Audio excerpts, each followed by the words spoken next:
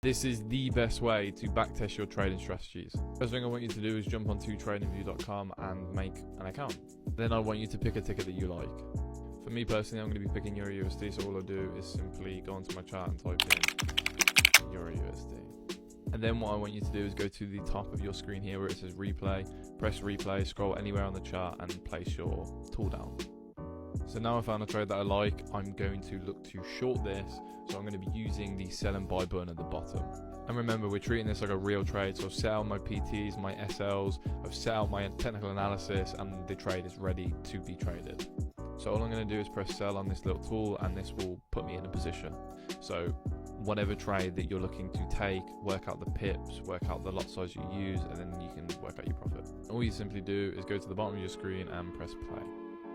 I'll watch how the trade goes, I'll pretend to manage it, all that type of stuff, and then once it hits PT, all I'm going to do then is press flatten. So now that's flattened, I want you to rinse and repeat this and test your strategy and make sure it's profitable. At the end of the session, once you do back testing, you'll basically see how much in profit you are. I won't be posting until after New Year's from now, so I hope you all had a good Christmas and I wish you a happy New Year's.